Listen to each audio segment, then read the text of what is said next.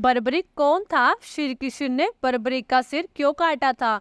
बर्बरिक महाभारत से बहुत समय पूर्व जन्म में एक यक्ष थे। एक बार इन्होंने भगवान विष्णु का अपमान कर दिया था, जिसके चलते ब्रह्मा जी ने इन्हें श्राप दे दिया। एक बार की बात है, ब्रह्मा जी व अन्य सभी देवतागण मिलकर बैकुंठ लोक में भगवान विष्णु के पास जाते हैं और उन्हें बताते हैं धरती लोक पर अधर्म बहुत बढ़ गया है। उसे रोकने और उन अत्याचारों को बंद करने के लिए हम आपकी मदद लेने आए हैं। उन सभी को व्याकुल देख भगवान विष्णु कहने लगे, मैं जल्दी इस पृथ्वी लोक पर जन्म लूंगा और पृथ्वी को पाप मुक्त करूंगा। तभी एक यक्ष देवता कहने लगे, इतने से कार्य के लिए भगवान विष्णु को अवतार लेने की क्या जरूरत है? मैं अकेला ही सभी दुष्टों का संहार कर सकता हूँ। यक्ष के मुख से इस प्रकार शब्द सुनकर ब्रह्मा जी को बहुत दुख हुआ। ब्रह्मा जी उसी क्षण उस यक्ष को श्राप दे देते हैं और कहते हैं, तुम्हारा जन्म एक दैत्य जाति में होगा और जब पृथ्वी पर पाप अत्यधिक बढ़ जाएगा तब दुष्टों को मारने के लिए भगवान विष्णु सबसे पहले तुम्हारा वध करेंगे। ब्रह्मा जी के मुख से दैत्य जाति में जन्म लेना होगा, ऐसी बात सुनकर यक्ष देवता घबरा गए और ब्रह्मा जी से विनती करने लगे, हे परमपिता ब्रह्मा जी, मुझे माफ कर दीजिए। यक्ष, गंधर्व और देवता तो सिर्फ अच्छे कामों के लिए जाने जाते हैं, परंतु हे ब्रह्मदेव, दैत्य तो दुष्ट होते हैं। आप मुझ पर कृपा करके मुझे दैत्य कुल में जन्म लेने के श्राप से मुक्त करें। यक्ष के बार बार विनती करने पर ब्रह्मा जी को यक्ष पर दया आ गई। कहने लगे, मैं अपना श्राप तो वापस नहीं ले सकता, परंतु तुम श्री हरि विष्णु के पास जाओ। तुमने उनका अपमान किया है, वो ही कोई लीला रचकर अब तुम्हारी मदद करेंगे। यक्षराज बैकुंठ जाकर विष्णु जी विनती करने लगते हैं, परंतु विष्णु जी ने भी श्राप वापस लेने से मना कर दिया और कहने लगे, तुम्हें स्वयं ब्रह्मा जी ने श्राप दिया है, जो इस सृष्टि की रचयिता हैं। उनके द्वारा दिया गया कोई भी श्राप वापस नहीं हो सकता, परंतु मैं तुम्हारी परेशानी को समझ रहा हूँ।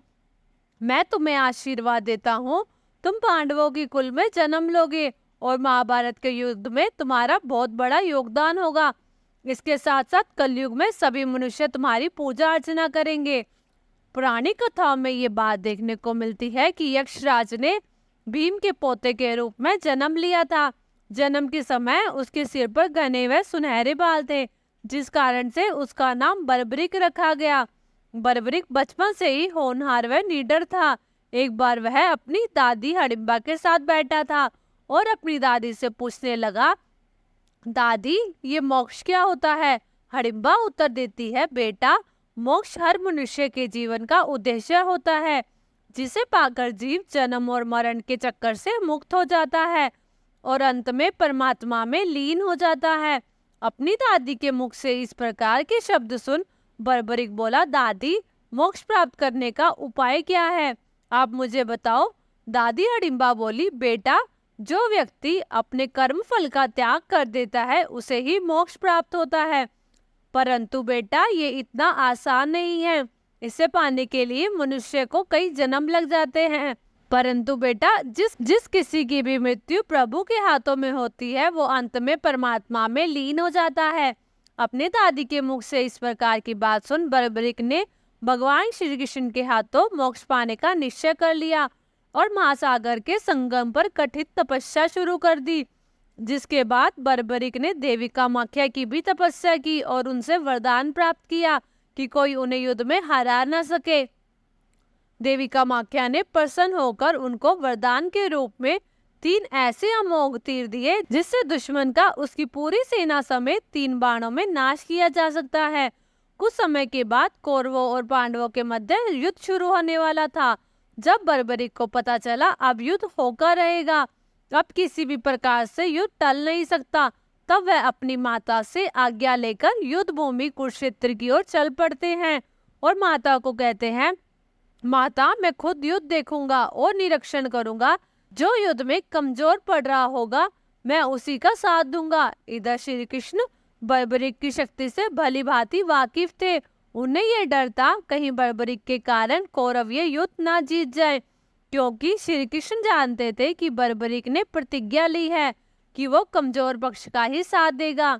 दूसरी तरफ महाभारत का युद्ध शुरू होने से पहले श्री कृष्ण ने सभी योद्धाओं से मिलने जाते हैं और एक एक कर सभी योद्धाओं से पूछते हैं, अगर तुम्हें अकेले युद्ध समाप्त करना पड़े तो तुम युद्ध समाप्त करने में कितना समय लगेगा। अर्जुन ने कहा कि वह 28 दिन में युद्ध समाप्त कर देगा। द्रोणाचार्य बोले वो 25 दिन में युद्ध समाप्त कर देंगे। कर्ण ने कहा कि वह 24 दिन में युद्ध समाप्त कर देगा। भीष्म पितामह कहने लगे वह 20 दिन में युद्ध समाप्त कर देंगे। जिसके बाद श्री कृष्ण ने वही प्रश्न बर्बरिक से किया, जिसके उत्तर में बर्बरिक ने कहा कुछ ही क्षणों में युद्ध को समाप्त कर देंगे। श्री कृष्ण सब कुछ जानकर भी अनजान बने रहे और बर्बरिक से पूछते हैं, तुम्हारे पास सिर्फ 3 बाण हैं, कोई सेना तक नहीं है, तुम मृत्यु लोक के सबसे बड़े युद्ध को सिर्फ अपने 3 बाणों से कैसे खत्म करोगे। बर्बरिक बोला, प्रिय दादाजी, शत्रु को मारने के लिए तो सिर्फ मेरा एक ही बाण काफी है। पहले तीर से मैं उन लोगों को अलग करूंगा जिन्हें मैं युद्ध में बचाना चाहता हूँ। दूसरे तीर से उन लोगों को चिन्हित करूंगा जिन्हें मैं मारना चाहता हूँ और तीसरे तीर से उन चिन्हित करे लोगों का वध करूंगा। श्री कृष्ण ने उसकी बात को परखने के लिए उससे कहा, अगर ऐसा है तो तुम मुझे इस पेड़ के जितने भी पत्ते हैं उन्हें एक ही तीर से भेद कर दिखाओ, तब मैं तुम्हारी बात मान जाऊंगा। बर्बरिक श्री कृष्ण की परीक्षा को स्वीकार कर लेता है और तीर को धनुष पर लगाकर अपनी आंखें बंद करके मन ही मन शक्ति का आवाहन करता है और तीर छोड़ देता है। तीर ने एक ही क्षण भर में पेड़ के सभी पत्तों को भेद दिया और फिर वही तीर श्री कृष्ण के चारों तरफ चक्कर लगाने लगा, क्योंकि श्री कृष्ण ने एक पत्ता अपने पैर के नीचे छुपा लिया था। बर्बरिक ने कहा, कृपया आप अपना पैर हटा लीजिए, आपके पैर के नीचे एक पत्ता है और मैंने मेरे तीर को सिर्फ पत्ते को भेदने की आज्ञा दी है। आप अपना पैर हटा लीजिए जिससे मेरा बाण उस पत्ते को भेद सके। श्री कृष्ण जानते थे कि युद्ध में कौरवों की हार तो निश्चित है, परंतु अगर इसने उनका साथ दिया तो युद्ध कौरवों के पक्ष में होगा। श्री कृष्ण को चिंता होने लगी, अगर ऐसा होगा तो बर्बरिक कुछ ही क्षणों में पांडवों का वध कर देगा।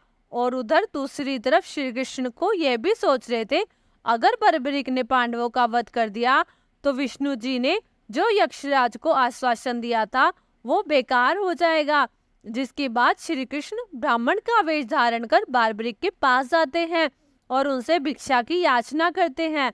बर्बरिक तुरंत अपने स्थान से उठकर ब्राह्मण के पास जाता है और उनसे पूछता है, हे ब्राह्मण, मैं आपको क्या दूं, बताइए। तभी ब्राह्मण रूपधारी श्री कृष्ण बोलते हैं, मुझे भिक्षा में आपका शीश चाहिए। बर्बरिक ब्राह्मण को अपना शीश देने के लिए तैयार हो जाता है और कहता है, मैं आपको अपना सिर देने को तैयार हूँ, परंतु मुझे ये समझ नहीं आ रहा एक ब्राह्मण को किसी का सिर क्यों चाहिए। मैं आपसे विनती करता हूँ, आप मुझे अपना असली रूप दिखाएं। ब्राह्मण देवता तुरंत अपने कृष्ण अवतार में आ जाते हैं और श्री कृष्ण को देख बर्बरिक की आंखों से आंसू आ जाते हैं। वह श्री कृष्ण को कहता है, मैं अपनी दादी हडिम्बा को बोलकर आया हूँ कि मैं कमजोर पक्ष की तरफ से ही युद्ध करूंगा, परंतु मैं आपको अपना शीश देने का भी वचन दे चुका हूँ। बर्बरिक बोला, आज मेरे जीवन का उद्देश्य पूरा हो गया। बचपन से मेरी इच्छा आपके हाथों मृत्यु को प्राप्त करना था, इसके लिए मैंने कठिन तपस्या भी की थी। भगवान श्री कृष्ण बोले, तुमने जो तपस्या की है और मुझसे युद्ध करने के लिए और जो अस्त्र शस्त्र प्राप्त किए थे, उन सबको देखते हुए ही मैंने तुम्हें मोक्ष के योग्य बना दिया, ताकि मेरे हाथों से मरने की तुम्हारी इच्छा पूरी हो। श्री कृष्ण ने बर्बरिक को समझाया कि युद्ध शुरू होने से पहले युद्ध भूमि की पूजा के लिए एक वीरवर क्षत्रिय की शीश दान की आवश्यकता होती है। उन्होंने बर्बरिक को इस युद्ध भूमि में सबसे वीर उपाधि से अलंकृत किया। तभी बर्बरिक ने श्री कृष्ण से अंत तक युद्ध देखने की अभिलाषा व्यक्त की। श्री कृष्ण उसकी बात को स्वीकार कर लेते हैं। फागुन माह की द्वादशी को उन्होंने अपने शीश का दान दिया था और उनके शीश को युद्ध भूमि के समीप ही एक पहाड़ी पर सुशोभित किया गया, जहां से बर्बरिक के कटे हुए शीश ने पूरा युद्ध देखा था। महाभारत के युद्ध की समाप्ति के बाद सभी पांडवों को अभिमान हो गया कि युद्ध उनकी वजह से जीता गया है। तब श्री कृष्ण ने कहा, बर्बरिक का शीश इस पूरे युद्ध का साक्षी है। तुम्हें उनसे पूछना चाहिए। सभी पांडवों ने बर्बरीक के पास जाकर अपनी शंका बताई। तब बर्बरीक कहने लगा, श्री कृष्ण ने युद्ध में विजय दिलाने का एक महत्वपूर्ण कार्य किया है। मुझे तो पूरी युद्ध भूमि में श्री कृष्ण का घूमता हुआ सुदर्शन चक्र और कर्ण के तरकश के असंख्य बाण ही दिखाई दे रहे थे, जो दोनों तरफ की सेनाओं को छिन्न भिन्न कर रहे थे। जिसके बाद स्वयं भगवान श्री कृष्ण ने बर्बरीक के शीश को प्रणाम करते हुए कहा, हे बर्बरीक, आप संपूर्ण कलिकाल में सर्वत्र पूजे जाओगे, अपने भक्तों के सभी कार्यों को पूरा करोगे।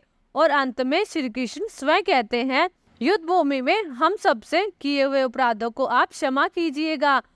उस युग के बर्बरीक को ही आज के युग में खाटू श्याम बाबा कहते हैं। आज भी खाटू श्याम बाबा के प्रेमी दूर दूर से ध्वजा लेकर उनके दर्शन के लिए आते हैं।